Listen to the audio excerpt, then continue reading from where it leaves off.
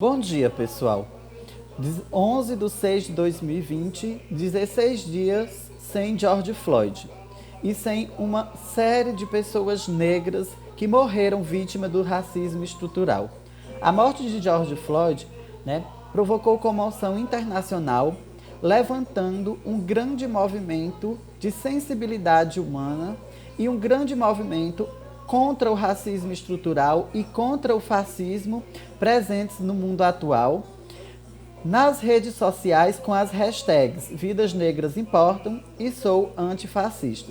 Todos sabem que eu já escrevi e defendo o movimento antirracismo e que defendo a causa negra, principalmente aqui no Brasil, diante de toda a nossa história, diante de toda a dívida cultural, ancestral, humana que nós temos com a população negra.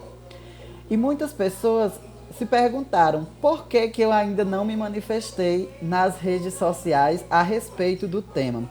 Por que eu não levantei a hashtag de início? Esse movimento ele se ampliou no Brasil no dia 2/6 com a morte de Miguel Otávio, criança negra, de 5 anos de idade, filho de negra, empregada doméstica e que também morre vítima desse mesmo movimento do racismo estrutural. Vejam só, pessoal, hoje são 11 de junho, poucos dias depois da morte de Miguel Otávio, e eu me pergunto, aonde estão as pessoas, ou parte das pessoas, vamos ser justos, onde estão parte das pessoas que se manifestaram no início e que levantaram as hashtags. Entender, colocar o que é a hashtag racismo, antirracismo e antifascismo é entender o que significa o racismo estrutural. E hoje nós só podemos entender o que é o racismo estrutural se nós nos colocarmos, antes de mais nada, como humanos sensíveis à dor do outro.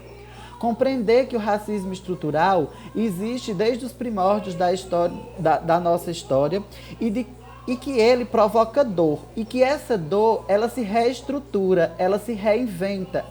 Os mecanismos de provocar essa dor se reinventam, se reestruturam de acordo com cada tempo histórico. Então, a morte de George Floyd, ela é bem similar à morte de nossos antepassados que morreram vítimas da violência contra a população negra. Ela apenas ganha outras diretrizes, ela apenas ganha outras formas de existir nos tempos atuais. Entender o que é a hashtag Vidas Negras Importam é entender que milhares de jovens negros no Brasil saem de casa para trabalhar ou para tentar trabalhar e podem não voltar vítimas dessa violência que infelizmente muitas vezes é praticada por policiais que deveriam nos defender. Entender a dor do racismo estrutural é ver uma mãe chorando a morte prematura do seu filho que não teve a oportunidade em casa. É entender que a pele negra está marcada pelo açoite do chicote aqui no nosso país desde o princípio da nossa história, desde o princípio da história de ocupação do nosso território. Entender o racismo estrutural é ter empatia e se colocar no lugar do outro e não se deixar levar por uma onda das redes sociais. Nós observamos que o ministro da Saúde, ultimamente, deu uma declaração forte a respeito do coronavírus, ser mais intenso no Nordeste por conta da influência climática do inverno no hemisfério norte. E isso viralizou na internet e tomou lugar, dando uma amenizada nas hashtags da qual nós estamos falando agora. Então, ser antifascista e ser antirracismo estrutural é ser todos os dias, é tentar educar os nossos filhos a não repetirem ações que para nós podem ser mínimas ou até mesmo motivo de piadas no nosso cotidiano, que a gente acha engraçado, mas que a gente não se coloca no lugar do outro e vê que isso é educar para que ações racistas continuem existindo. né? Nós estamos sendo racistas quando nós andamos na rua e enxergamos um negro pobre e tememos que aquele indivíduo, que aquele ser humano nos assalte, leve os nossos pertences. Nós estamos sendo racistas quando nós nos comportamos diferente ao ver uma pessoa negra entrando em uma loja de luxo. Nós somos racistas, né, quando nós fazemos um pré-julgamento das pessoas pelo estereótipo estético que ela carrega. Que muitas vezes esse estereótipo estético está nas suas raízes ancestrais.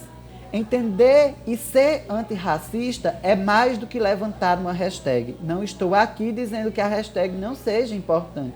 A hashtag é importante, mas ela deve estar presente todos os dias das nossas vidas, nas nossas ações cotidianas. A luta, ela é diária. A luta, ela é constante. Ela faz parte de um processo de reeducação de si mesmo para depois a gente se colocar como militante, para depois a gente se colocar como uma pessoa que tem o direito de levantar essas hashtags. 16 dias após a morte de George Floyd, e eu pergunto, aonde estão parte das pessoas que levantaram a hashtag e que mudaram a sua foto de perfil?